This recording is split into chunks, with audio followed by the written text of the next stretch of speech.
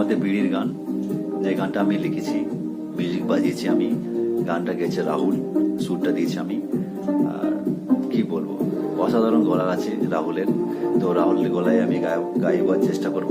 আমি কিন্তু গায়ক না, ঠিক আছে, আমি লিখে গান।